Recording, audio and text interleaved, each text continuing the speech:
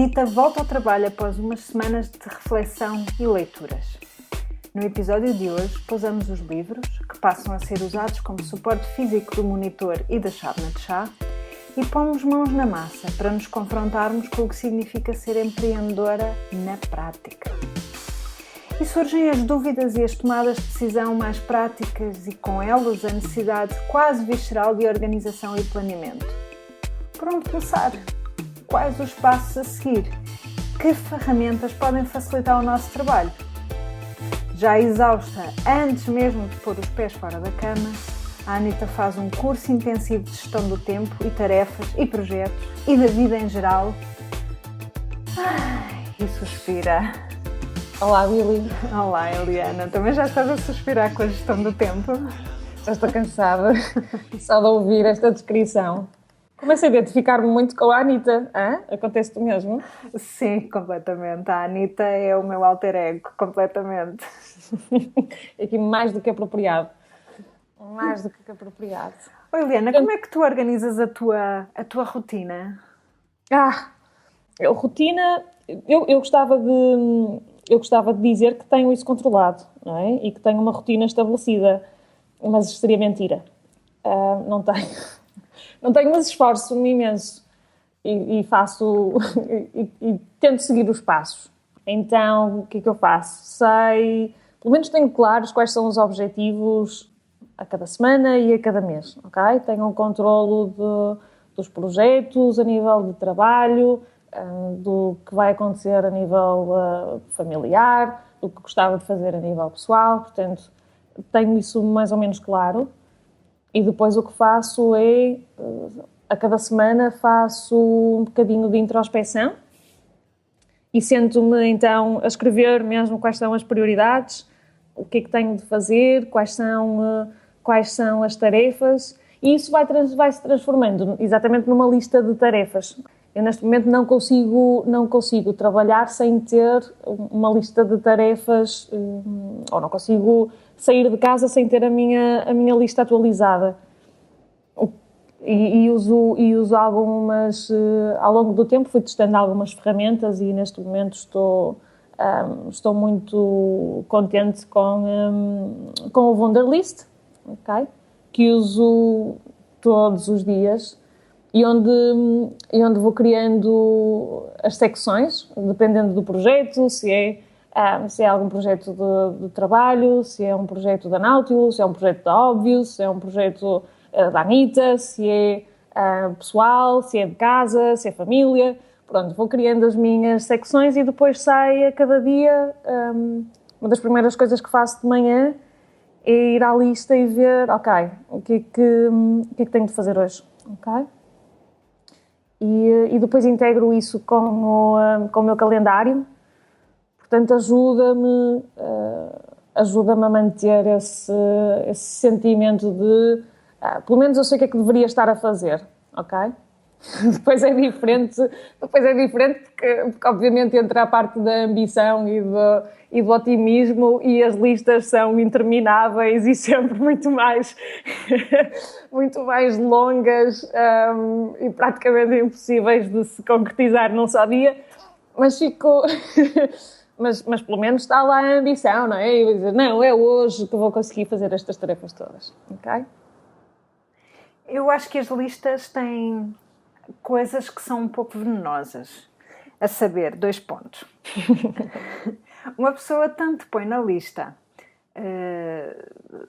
tirar a louça da máquina, como põe na lista fazer o projeto para o cliente X. Ora, fazer o projeto para o cliente X não é um ponto numa lista, é o título de uma nova lista, basicamente. Pois, mas essa é a diferença, por isso é que eu os separo por projetos, ok? Sim, mas por exemplo... E dentro de cada projeto tenho subtasks. Exato. Eu acho que a questão é difícil, porque nós pomos, imagina, é difícil riscar alguns pontos nas nossas listas pela seguinte razão. Tu levantas-te de manhã, chegas ao escritório e escreves. Responder ao mail da pessoa X. Ir comprar o material para o projeto não sei quê. Uhum. e depois pões avançar no projeto para o cliente Y. Para mim, avançar no projeto do cliente Y não é nada. Pois não. Não é mesmo. Não é mesmo, só que eu acho que é fácil cair nesse erro. Então, depois, quando eu vou ver o avançar no projeto do cliente Y, penso, isto não é tópico nenhum. Eu tenho que ver qual é o passo hoje no cliente Y, qual é o passo que eu vou dar hoje no cliente Y e escrevê-lo. Às vezes pode ser só pesquisar não sei o quê, ou pode ser fazer estudos de não sei o quê, e tento desdobrar ao máximo as coisas para ter pontos que eu realmente posso riscar. Sim, isso é fundamental, não é? A primeira sensação de, ok, risquei um ponto na lista, obviamente. Sim. Mas por outro lado, porque realmente depois também estás mais sob controle. Pelo menos é o sentimento que eu tenho, ok? Porque sei exatamente o que é o passo a seguir, o que é que vem a seguir e vês o progresso depois do projeto. Mas eu acho que tocas em dois pontos. Por um lado, a necessidade de teres definidas as prioridades para o dia ou para a semana, não é? E depois a forma como é que isso se vai refletir na tua lista concreta. Eu sei que há projetos ali, ou há listas, ou há tarefas na lista que vão estar 2 ou 3 dias ou uma semana. E tu vês a barra. A parte gira do Wunderlist é que tu vais vendo a progressão, ok? E tu sabes que aquilo vai ficando mais escuro à medida que tu vais clicando nas subtarefas que tens. Giro. Okay? Portanto, para mim é uma ajuda também é também uma motivação extra. Eu não conheço essa aplicação e não a uso. Neste momento eu estou a fazer a gestão toda da minha operação, não é? Do meu negócio, com o Evernote. Organizei-me depois de ter visto um workshop de uma moça que foi minha colega num curso de negócios que eu fiz, que é a Natasha Vorompiova, e o negócio dela é todo montar sistemas e ensinar as pessoas a montar sistemas no negócio, porque dentro do negócio nós temos N atividades que se repetem, sei lá, desde fazer orçamentos, é mais ou menos sempre a mesma coisa. Portanto, tentar arranjar um sistema para que isso seja o mais automático possível e que nos faça perder o mínimo de tempo é ideal. Por exemplo, fazer faturação é mais ou menos a mesma coisa. Sempre, não é? Portanto, estar a fazer uma fatura hoje, uma fatura amanhã, mais vale juntar tudo num dia e fazer as faturas todas por atacado. Sim. Então eu aprendi com ela a fazer algumas dessas coisas. Há coisas que eu não consigo pôr em prática, mas há algumas que sim. E uma delas foi como gerir todo o meu negócio com o Evernote. E então, tenho um caderno que são os templates todos. E ponho lá as notas modelo que eu vou usar. Por exemplo, tenho uma nota modelo que é pagamentos e coisas que faço todos os meses. E aí depois tenho uma checklist com pagamento da Segurança Social, renda do ateliê, renda da sala de reuniões, renda, que não é renda, a mensalidade do yoga, passar o recibo ao cliente X, que é um cliente recorrente todos os meses, passar não sei o quê. E depois, todos os meses, eu copio esse template para outro caderno, que é o caderno que eu tenho ativo, que eu chamo Workflow, e então depois altero a nota no Workflow e ponho pagamentos que faço todos os meses, junho de 2016. Okay. E depois é só ir picar cada um dos pontos à medida que eu os vou fazendo. E sei sempre se já os fiz, se não os fiz. Okay. Por exemplo, eu sei que o pagamento da Segurança Social tem que ser até ao dia, eu acho que até ao dia 18, eu faço sempre até ao dia 15. O pagamento da renda é até ao dia 8. Portanto, eu já sei que no início do mês tenho lá os pagamentos todos que tenho para fazer e vou picando à medida que acontecem. Outra coisa que se pode fazer é associar um reminder a cada uma das notas, se for caso disso. Mas eu não costumo associar muitos reminders. Okay. Portanto, tenho esse template. Depois tenho um template que é a agenda da semana.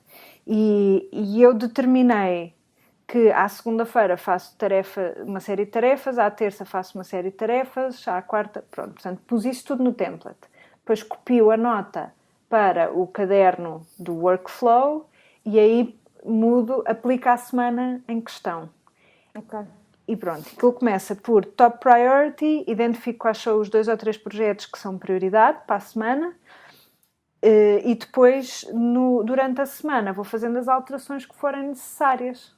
Portanto, adiciono novas tarefas, adiciono novos compromissos, apareceu uma reunião que vai ser na terça-feira, vou lá marcá-la e faço assim. Portanto, a primeira coisa que eu faço quando chego ao ateliê é ligar o Evernote e olhar para o meu dia. Eu usei o Evernote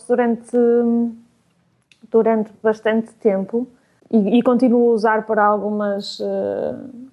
algum trabalho menos sistemático. É onde é um bocado depositório de ideias, de projetos que um dia gostaria de explorar, um bocadinho food for thought também, sabes? E depois voltei ao OneNote, que é onde eu faço essa parte de planeamento anual, planeamento mensal, planeamento semanal, e depois transfiro isso para as tarefas do dia-a-dia no Wunderlist. Portanto, basicamente, em termos de organização, planeamento, eu passo muito pelo OneNote, que tem as mesmas funcionalidades do Evernote. Para mim, como tem os separadores todos, eu sinto-me um bocadinho mais organizada no OneNote do que no Evernote, que me parece um bocadinho mais free-flowing.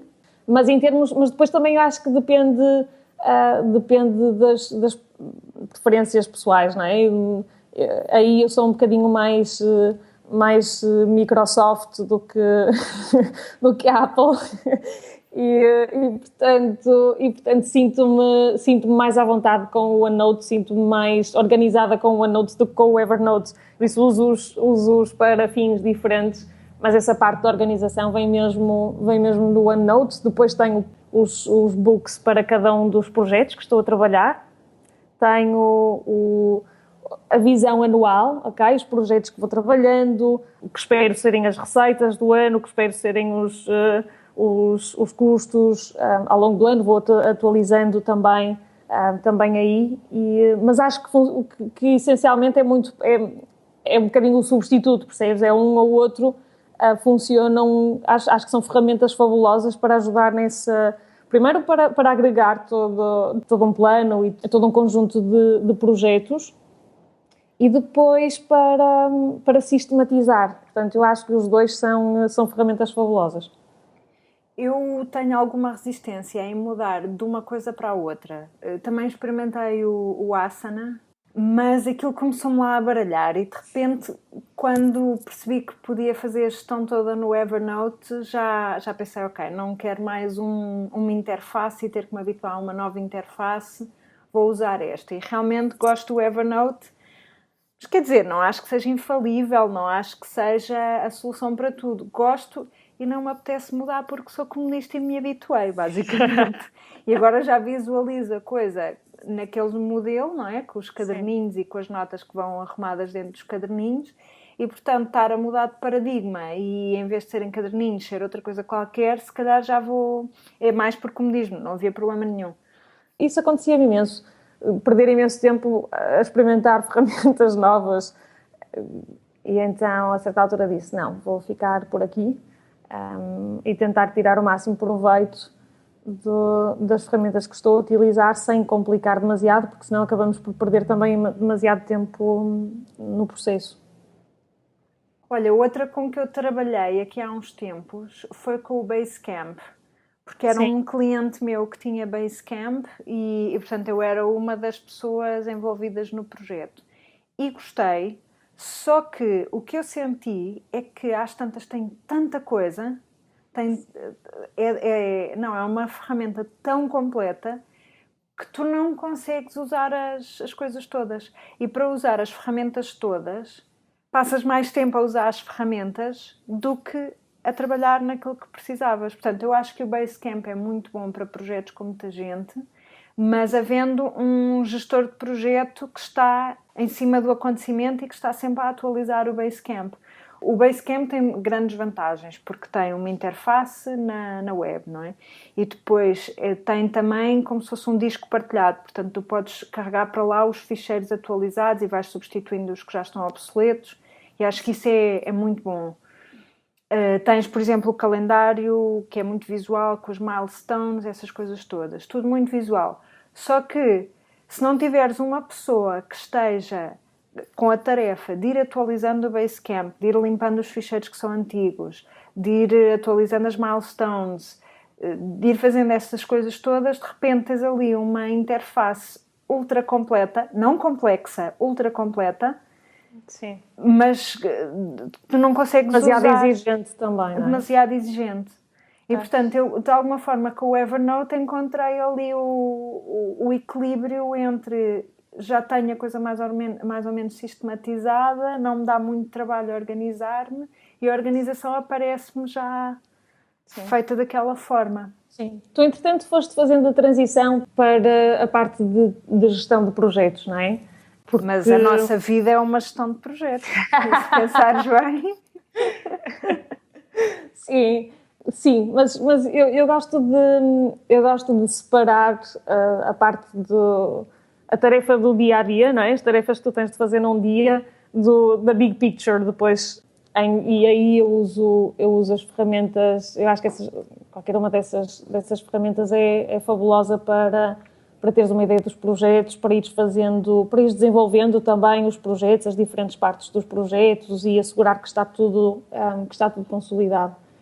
Eu acho que algumas destas ferramentas são interessantes, ou seja, podem ser interessantes numa ótica de uso individual e outras que ganham relevância quando estás a partilhar, não é? Quando o projeto envolve mais pessoas, ou envolve uma equipa, ou envolve várias diferentes partes.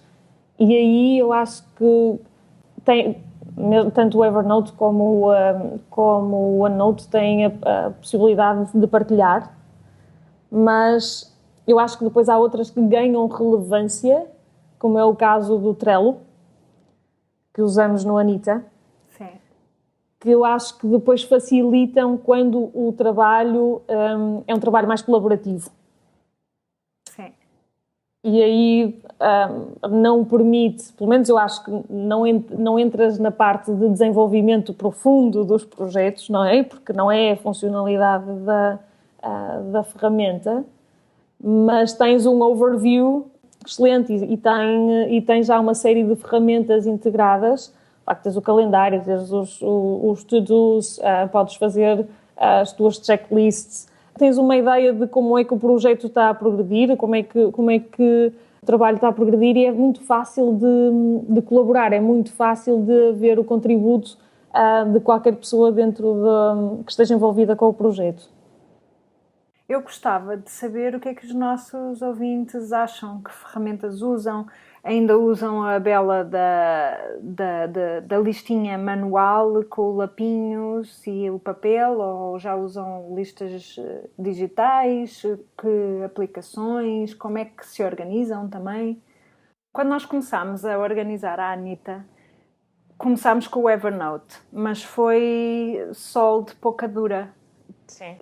Eu não sei exatamente apontar porquê, mas diria que o Evernote tem interface na web, mas tem uma aplicação que corre no telefone, que corre no computador. E eu, para organizar o meu negócio, portanto, em termos individuais, uso a aplicação que corre no meu computador. E se durante o fim de semana me lembro de alguma coisa que quero pôr, uso a aplicação que tenho no telefone e ele sincroniza tudo automaticamente. Quando nós começámos a colaborar na Anita, eu notei que era um bocadinho mais complicada a parte da colaboração no Evernote, se calhar por estar a usar a aplicação que corre no computador e não a aplicação web. Quando começámos a usar o Trello, isso mudou bastante, porque o Trello corre na interface mesmo na web, não é? Portanto, não é uma aplicação que está a correr no meu desktop ou no meu telefone. Se calhar também tem essa aplicação, mas eu não a uso assim. E, portanto, as coisas aparecem todas centralizadas num só ponto e, para mim, a grande vantagem neste aspecto do Trello é que é muito visual. É uma coisa muito visual. Uma pessoa arrasta os cartõezinhos de um lado para o outro. Portanto, mesmo em termos visuais, eles têm nomes para as coisas. São boards, são cards, são lists, são não sei o quê. Eu não quero saber nada disso. Eu vejo que a sistematização é muito fácil de ser feita porque a categoria do que é que está dentro do quê é visual. Sim. Portanto, se vocês forem pessoas, se os nossos ouvintes forem pessoas visuais, se gostarem dessa gestão assim visual, é quase como andar de post-it como se tivessem um quadro na parede com secções e muda o post-it de um lado para o outro. Basicamente é isso. É a descrição perfeita do Trello. Boa, eu acho que devias ser patrocinada por eles. Vamos já tratar disso. Trello, vocês têm que me conhecer. Trello, post-its online. Helena, portanto, eu acho que aqui nas ferramentas que nós falámos, nós separámos em duas categorias. Usar individualmente Sim. ou usar em forma colaborativa. Se calhar poderá haver aqui um paralelo entre a organização da agenda, ou seja, a gestão do tempo, e a organização de projetos, ou seja, a gestão de projetos e de equipas.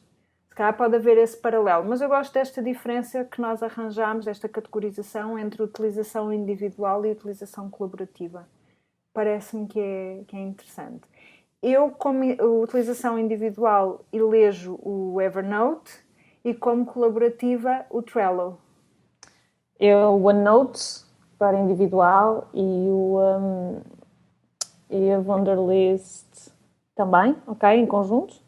E depois, como colaborativa, o Trello, sem dúvida. Então, vamos deixar os links para todos estes recursos nas notas do episódio. Também queremos saber o que é que os nossos ouvintes usam, que ferramentas, como é que as usam, se nos quiserem contar. Parece-me que poderá ser interessante. Podem nos contactar tanto pela secção Querida Anita, como deixando um comentário no post do episódio no site, que vai ser anitanotrabalho.com/episódio-6. Também nos podem deixar comentários no Facebook. Às vezes é mais fácil deixar lá porque não temos que fazer a autenticação. Portanto, deixem-nos os comentários onde quiserem. Porque nós vamos tentar responder nos episódios. Aliás, isso é hoje uma coisa que vamos fazer pela primeira vez. É verdade, a Anita tem tido correspondência. Acho que as questões que vamos tocando ou que vamos falando aqui acabam por ser questões que tocam muitas das pessoas com quem vamos contactando. E é bom, é ótimo começar a receber algum feedback aos episódios e aos temas que vamos abordando. Por isso, hoje inauguramos uma nova secção no nosso podcast que se chama O Carteiro Toca Sempre Duas Vezes. E quando o carteiro toca, a Anita corre a receber a sua correspondência. Por isso, sigam o exemplo destes ouvintes e podem deixar, não se importem, não se preocupem porque podem deixar alguns comentários anónimos também. E nós não vamos divulgar detalhes demasiado privados. Quem quiser ficar no anonimato pode escrever à querida Anita e dizer-nos que quer ficar no anonimato. Não há qualquer problema. Não queremos que as pessoas se coibam de nos escrever com medo de que falemos de alguma coisa que não queiram falar. E por outro lado, queremos ao máximo saber quais são as vossas experiências para as podermos também partilhar aqui. Nós queremos que este espaço seja... o espaço da Anita em geral, seja um espaço de reflexão em que as vossas histórias e as vossas experiências também entram, não são só as nossas. E por isso não se coibam. Pronto, e então já estamos de abre cartas na mão e vamos abrir o primeiro envelope.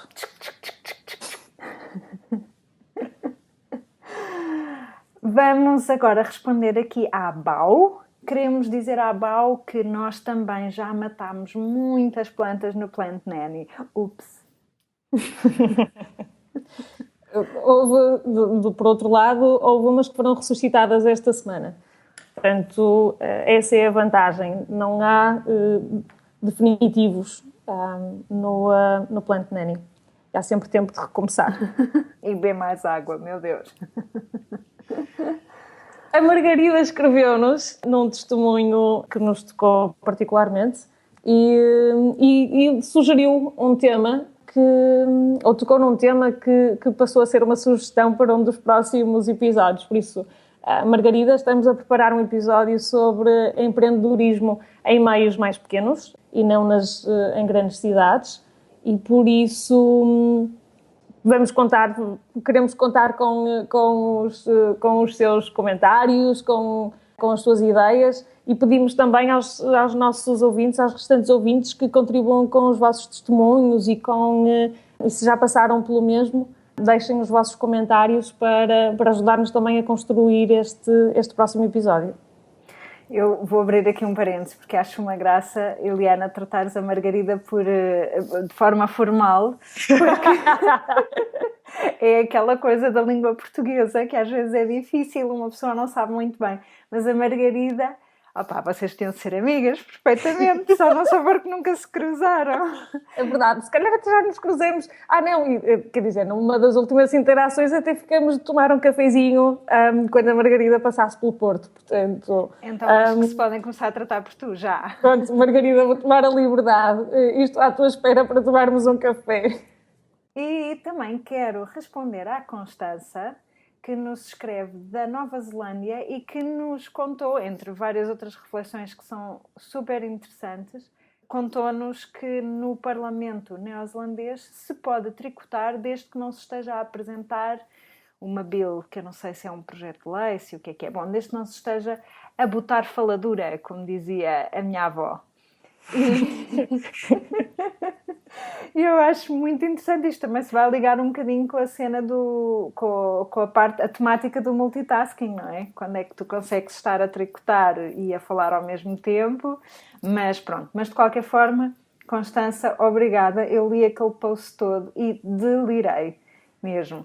Para quem estiver curioso, a Constança deixou-nos um comentário no episódio número 1, em que nós falámos sobre eu levar o tricô para as reuniões. E não como forma de ameaçar quem quer que seja... com as agulhas. Não. As agulhas. Não. Eu normalmente não uso as agulhas como material afiado que são, mas se me ameaçarem a mim, nunca se sabe, não é? Posso sempre dar-lhes uma nova função. Não fôssemos nós mestres em multitasking. Exatamente.